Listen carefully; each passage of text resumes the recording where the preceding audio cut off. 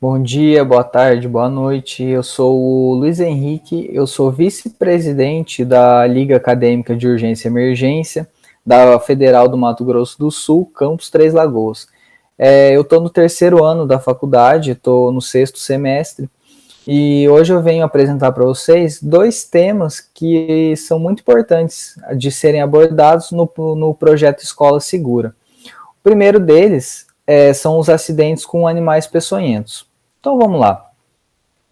Para começar, eu acho essencial, eu acho importante que a gente saiba o que são esses animais peçonhentos. Eu tenho certeza que 100% de vocês conhecem pelo menos um exemplo de animal peçonhento. No caso da região, aqui de Três Lagoas, as aranhas marrons, elas compõem um desses exemplos, os escorpiões amarelos, né, no caso o Títio serralatus. A gente tem também as cobras, que também são endêmicas da região, e além desses três exemplos, a gente tem as aranhas armadeiras, que também são animais peçonhentos, e alguns que são menos conhecidos, no caso das abelhas.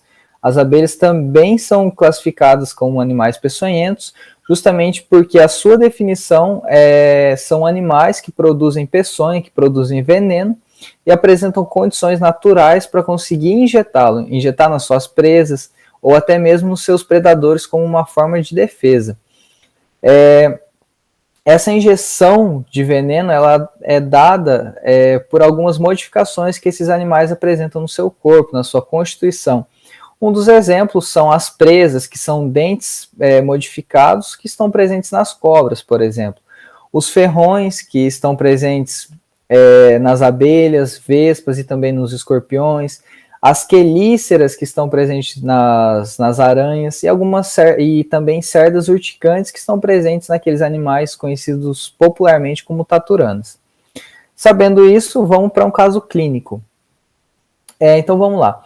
Joaquim, 5 anos de idade, brincava tranquilamente no parque da escola, até que repentinamente corre até a sua professora queixando-se de muita dor em membro inferior esquerdo, além de apresentar choro intenso. A professora então observa sinais de picada, vermelhidão ao redor dessa picada e inchaço no membro da criança. O que fazer? Eu vou dar uns 5, 10 segundos para vocês pensarem, beleza? Então vamos lá.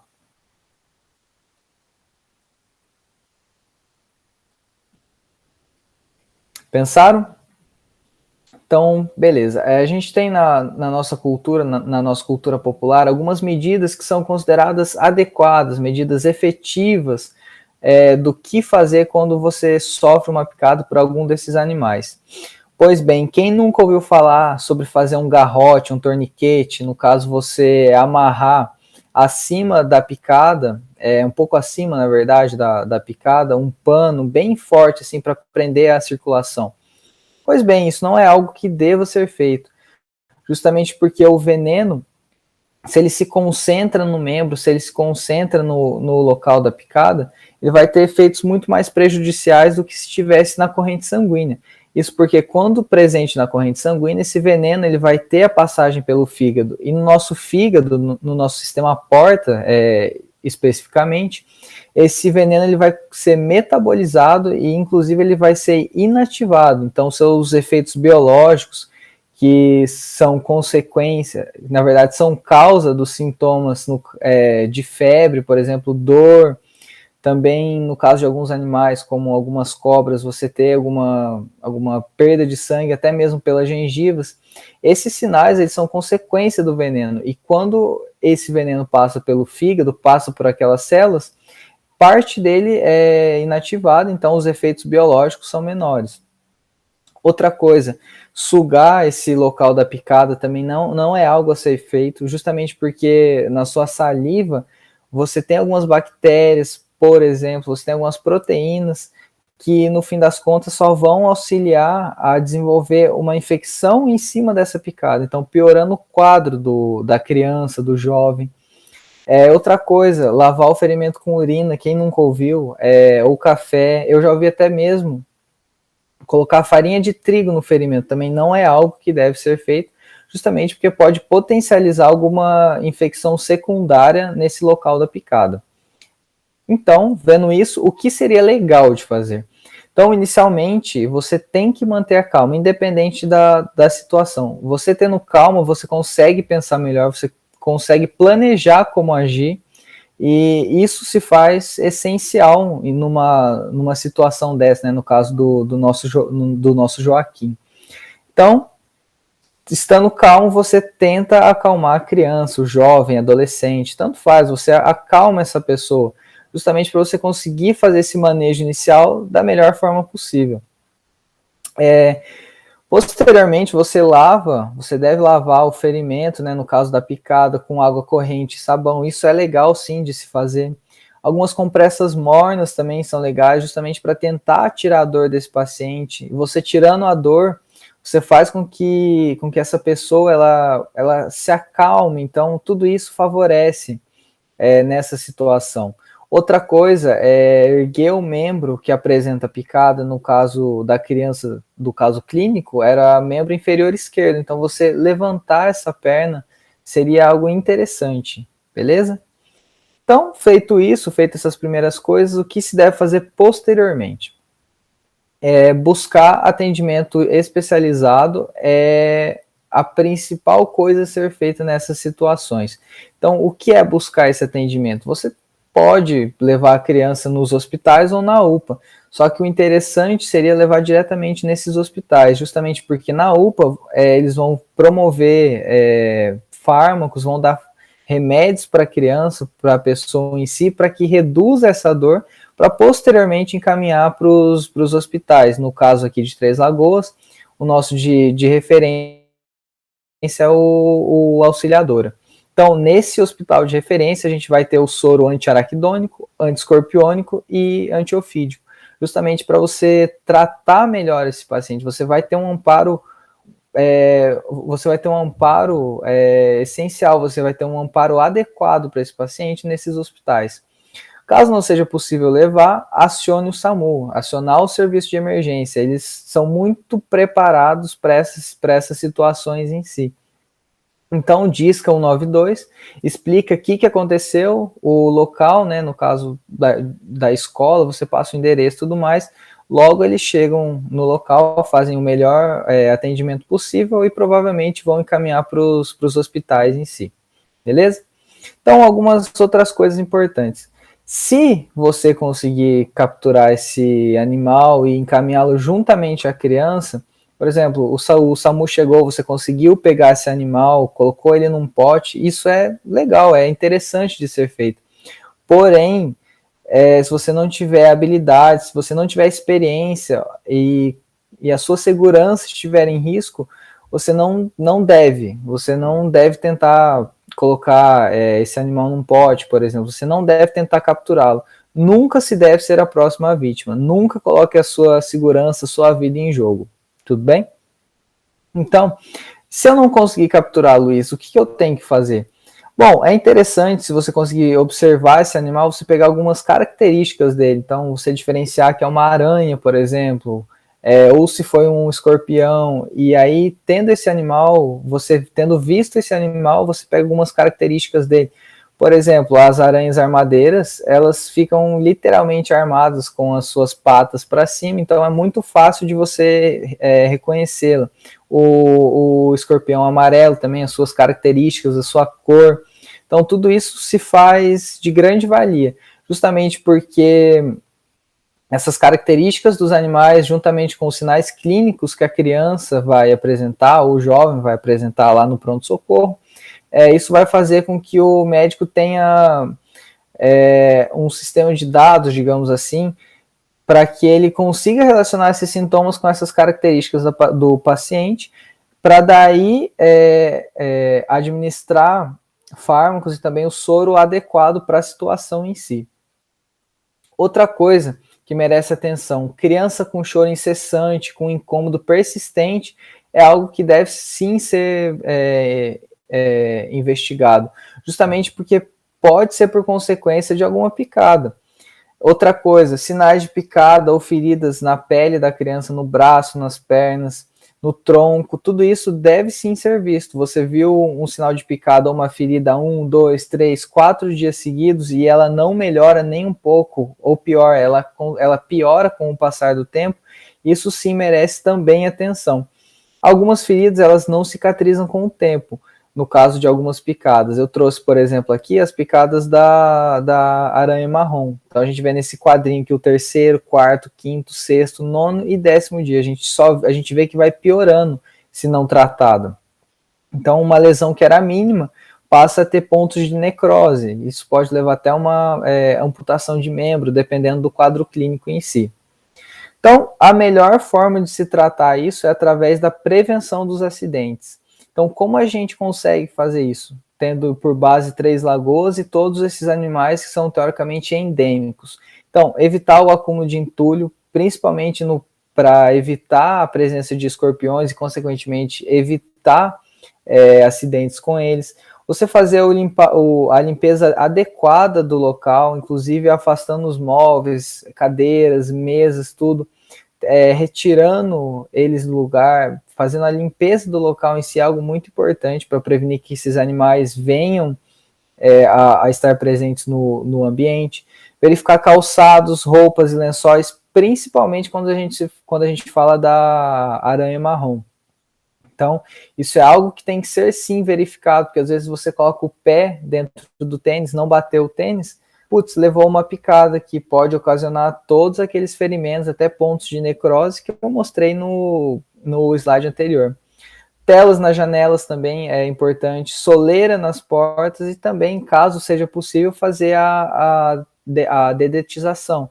Isso são medidas importantes. Então, a prevenção está no cerne de como posso dizer, prevenção é algo mais que importante para evitar esses acidentes. Ele é essencial, ela é essencial, é a medida mais efetiva. Bom, o nosso segundo tema de aula trata-se das intoxicações exógenas. Então vamos lá. O que são essas intoxicações exógenas? Essas intoxicações tratam-se do aparecimento de sinais e sintomas devido ao contato com substâncias químicas que alteram o correto funcionamento do nosso organismo, podendo inclusive levar a óbito dependendo da substância, no caso do produto, e também da quantidade ingerida. Então, eu trouxe alguns dados simples que eu tirei da Sociedade Brasileira de Pediatria, e nesse artigo que eu li, eu vi que a faixa etária mais afetada é do 1 aos 4 anos de idade. Então, essas crianças são as que mais sofrem esses problemas, essas consequências das intoxicações exógenas. Inclusive, baseado também na Sociedade Brasileira de Pediatria, 90% dos casos de intoxicações, levando em conta todas as faixas etárias, 90% dessas intoxicações ocorrem em menores de 5 anos de idade.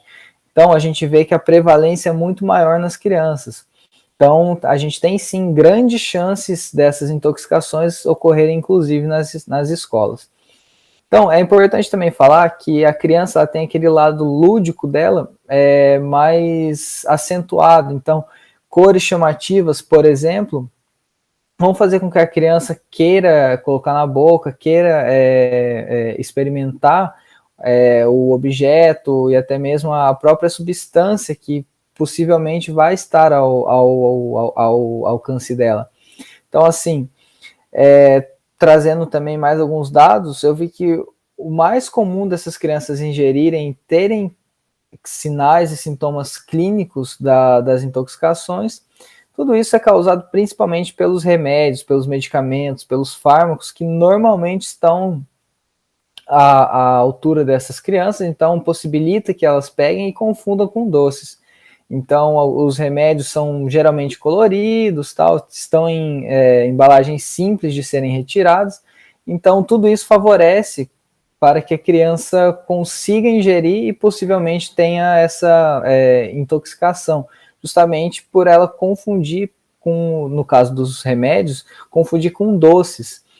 Produtos de limpeza, inseticidas, tintas, cosméticos e graxas, no caso dos produtos e dos inseticidas e tintas, eles têm geralmente cores que chamam a atenção. Então, tudo isso desperta a curiosidade das crianças a ingerir, a sentir o gosto desses químicos em si, podendo levar posteriormente a essas intoxicações exógenas. Então, vamos lá. O que a gente tem que fazer? Nesse caso, você tem que chamar o serviço de emergência o mais rápido possível. Eles são as melhores pessoas para tratar. Eles que vão encaminhar ao hospital. Então, eles vão saber fazer esse manejo adequado. Eles, sim, têm preparo, experiência e tudo mais para que o paciente, para que a criança, o jovem, o adulto, o adolescente, para que ele tenha esse manejo adequado. Então, ligue o mais rápido possível para o serviço de emergência. Também, né, nesse segundo tópico, nesse segundo assunto da aula, a gente tem alguns conhecimentos populares que as pessoas consideram como adequado. Então, você não deve dar água ou leite para a criança, muito menos induzir o vômito. Essas medidas, apesar de populares, não devem ser feitas justamente porque quando essa criança chegar no hospital, lá sim eles vão fazer as medidas mais adequadas. Então, por exemplo, só a título de curiosidade, dependendo do que a criança ingerir, dependendo de qual químico a criança ingerir, lá sim vai ser feita a lavagem gástrica da maneira correta, bem como usar o carvão ativado, que é algo comum nesses hospitais, é algo comum e que é uso rotineiro caso tenha essas infecções, essas intoxicações exógenas, né? Principalmente por medicamentos. Então, essas são, só por curiosidade, as duas medidas principais que são feitas lá, mas a sua atuação você deve acionar o serviço de emergência o mais rápido possível. Eu estou batendo nessa tecla justamente porque é o que deve ser feito. E também a gente não pode esquecer que a melhor forma é a prevenção, assim como no outro tópico, na outra aula. Melhor forma é você prevenir com que a criança tenha acesso a esses químicos. Beleza? Então tá, obrigado, gente. Bom dia, boa tarde, boa noite para vocês. Tchau, tchau. Olá, eu sou a Tami. Eu estou no 4º ano de medicina na UFMS e para dar continuidade, eu vou falar com vocês sobre trauma. Os traumas mais comuns em crianças são trauma dentoalveolar, trauma ocular, trauma crânioencefálico e raquimedular, trauma tóraco-abdominal e trauma músculo-esquelético. Qual a importância de saber o manejo do trauma? De um modo geral, o trauma é a principal causa de morte e invalidez em crianças. A cada ano, aproximadamente 6.000 crianças menores de 14 anos morrem em decorrência de algum trauma externo. Os acidentes levam à internação de aproximadamente 140.000 crianças menores de 14 anos por ano. E saber como manejar as situações ajuda a diminuir as consequências que podem ocorrer por alguma conduta errada.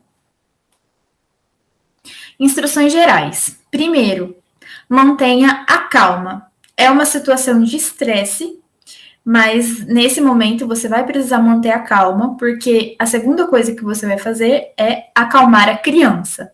A criança pode ficar muito agitada, impressionada com ferimento, impressionada com sangramento. Então, você vai precisar acalmar a criança. Depois, avaliar a cena para ver o que pode ter causado esse ferimento, esse trauma na criança. Você vai avaliar o ferimento, onde é, qual é a extensão. E de acordo com a avaliação do tipo de trauma, você vai tomar a conduta adequada. Primeiro, a gente vai começar, então, falando do trauma dentoalveolar. Ele pode ocorrer de 4 formas diferentes. 1, concussão, que é quando o dente fica mole. 2, quebra de um pedacinho do dente. 3, deslocamento do dente. E 4, avulsão, que é quando a criança perde totalmente o dente. Então, aconteceu uma concussão. O que eu vou fazer? Primeiro, se tiver sangramento, você vai fazer compressa com gelo sobre o local e encaminhar a criança para o dentista. Se acontecer a quebra de um pedaço do dente, o que eu vou fazer? Bom, se tiver sangramento, fazer uma compressa de gelo sobre o local Você vai colocar o pedacinho do dente em água ou soro fisiológico e encaminhar a criança para o dentista.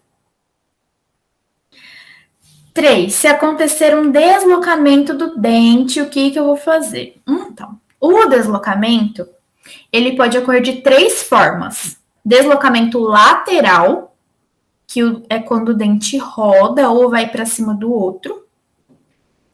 Deslocamento para fora, ou a extrusão parcial. E o deslocamento para dentro, que a gente chama de luxação intrusiva. Então, caso ocorra o deslocamento lateral ou a extrusão parcial, reposicione o dente. Se tiver sangramento, fazer compressa com gelo sobre o local e encaminhar a criança para o dentista. Olha só, esse é um exemplo de deslocamento lateral. Dá para ver bem aqui o dentinho da criança rodado por cima do outro. E esse aqui é um exemplo de extrusão parcial, ó. O dente saiu um pouquinho, ó, tá mais para baixo do que o outro. Esse aqui é uma extrusão parcial. Se acontecer uma luxação intrusiva, não pode reposicionar o dente. Por quê? Pode ter consequências sobre os dentes permanentes. Se tiver um sangramento, fazer compressa com gelo sobre o local. E você vai encaminhar a criança para o dentista. Essa é uma luxação intrusiva. Olha só como o dentinho dela entrou bem, dá para ver só um pedacinho aqui, ó, do dente. Luxação intrusiva. Até esse aqui do lado, ó, quebrou um pedacinho, né? Se acontecer uma avulsão, o que eu vou fazer? Você, em hipótese alguma, tente reimplantar o dente, tá? Isso não se faz, tentar colocar o dente de volta. Você vai limpar a área afetada com água ou soro fisiológico. Se tiver sangramento, vai fazer compressa de gelo no local. Aí você vai pedir para a criança morder uma gaze, que também vai ajudar a parar o sangramento. Você vai encaminhar a criança para o dentista. Se esse dente que ela perdeu é dente permanente, você coloca o dente no soro fisiológico ou no leite e encaminha para o dentista. Porque esse dente ainda tem chance de ser reimplantado. Agora, se for um dente de leite, aí não costuma ser reimplantado. A criança vai ficar sem esse dente até o dente permanente nascer. Olha, essa é uma avulsão. O dente saiu completamente, não tem nenhum fragmentinho de dente aqui. Trauma ocular. Existem também algumas situações mais comuns nesse tipo de trauma. 1. Corpo estranho nos olhos. 2. Queimadura nos olhos. 3. Perfuração ocular. E 4. Ferimento na pálpebra. Corpo estranho nos olhos, o que eu vou fazer? Lavar com água ou soro fisiológico abundantemente. Se não resolver, faz um tampão ocular e depois encaminha a criança para o oftalmologista. Queimadura nos olhos. Lavar com água ou soro fisiológico abundantemente. Você vai umedecer uma gaze com soro fisiológico e colocar sobre o olho da criança. E também vai encaminhar a criança para o oftalmologista. Perfuração ocular. Em hipótese alguma, tente retirar o objeto. Não faça isso. Não pode retirar o objeto que tiver no olho. Não pode lavar o olho. Você vai fazer um tampão com um copinho descartável e vai encaminhar imediatamente a criança para o oftalmologista. Ferimento na pálpebra.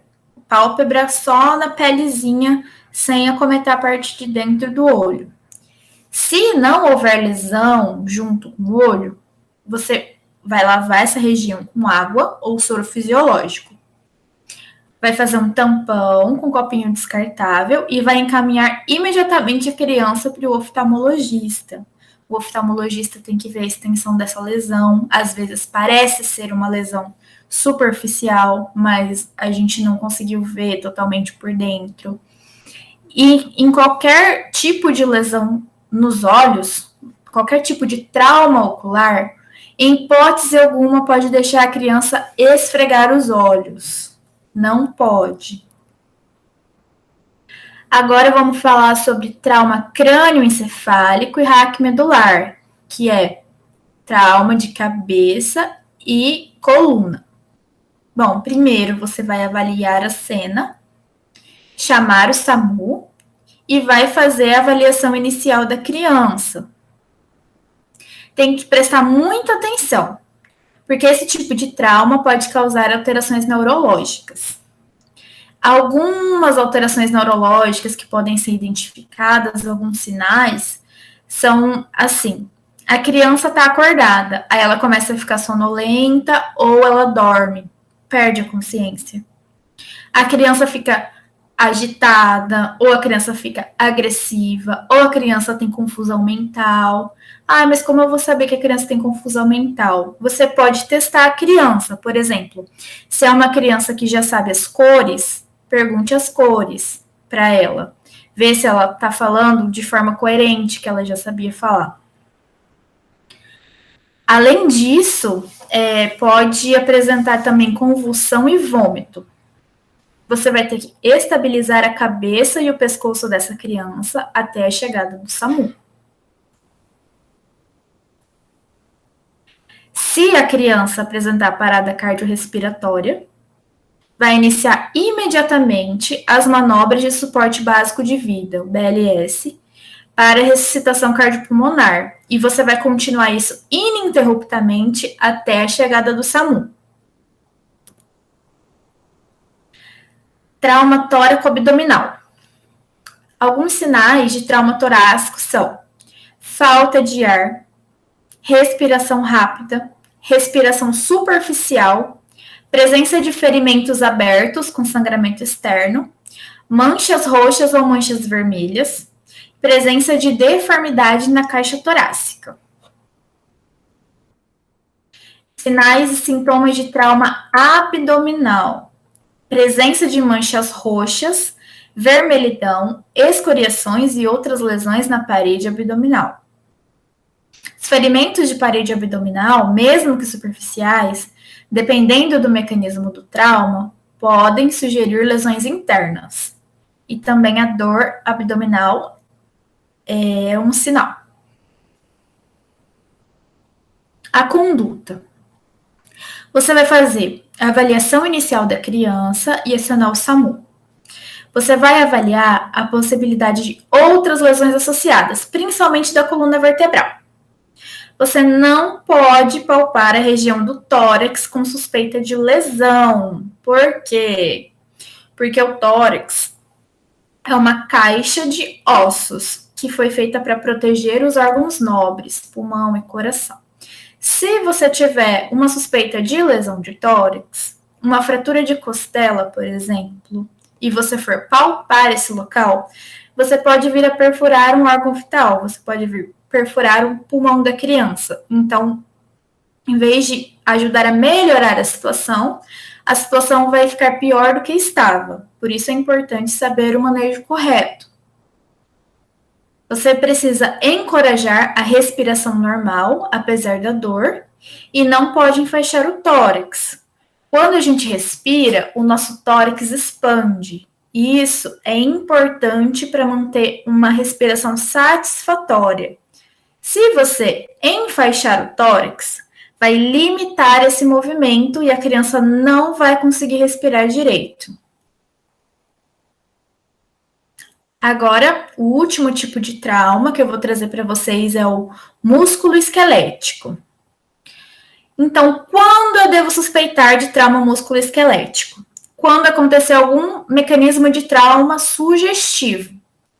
Se tiver dor aguda no local da lesão, que piora com movimento ou palpação, se tiver inchaço ou manchas roxas no local, impossibilidade de movimentar o membro ou movimentos anormais com dor local. Então, o que acontece nessa foto que eu trouxe para vocês?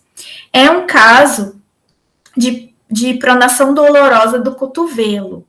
Acontece quando a gente pega a criança pelo braço. É um movimento tão comum para a gente, né? Pegar a criança pelo braço. Mas o que acontece? Essa articulação, numa idade de 2 a 6 anos, ainda não está bem formada. Então, a articulação ainda não está bem encaixada e o ligamento também não está bem formado. Então, o que acontece? Quando você puxa a criança pelo braço, a articulação, ela desencaixa parcialmente. A gente chama de subluxação. Então, ela vai ter uma subluxação nessa articulação. E ela vai vir para você com um bracinho esticadinho do lado do corpo, porque ela não consegue dobrar.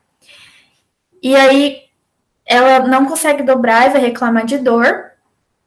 E aí você vai imobilizar esse membro e encaminhar essa criança. Em hipótese alguma, tente colocar no lugar. Quando que eu devo suspeitar de fratura? Quando houver presença de deformidade ou instabilidade no membro afetado, encurtamento do membro ou exposição de fragmento ósseo, que seria já uma fratura exposta. Então, assim, nem todo trauma leva à fratura. Você deve suspeitar de fratura nesses termos. Esse raio-x é de uma deformidade plástica. O osso da criança é diferente do osso do adulto. Digamos que ele é um pouco mais maleável. Se você observar esse osso rádio, ele não tem lesão na cortical, então ele não tem uma fratura, ele tem uma deformidade plástica.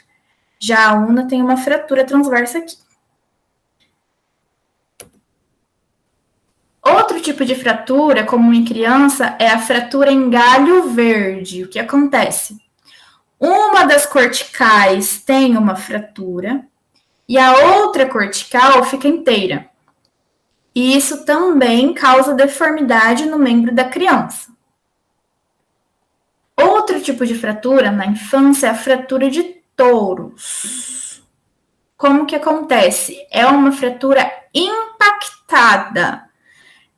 O osso não vai sair da sua linha, mas ele está fazendo uma compressão sobre ele mesmo. É uma fratura impactada. Quando eu devo acionar o SAMU?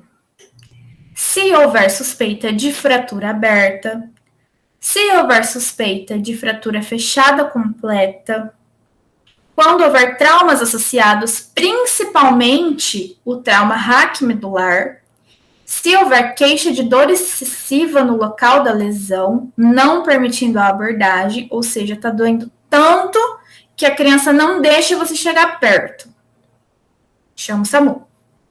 Se houver diferença significativa de cor e temperatura, ao comparar o membro lesado com o membro contralateral. Por quê?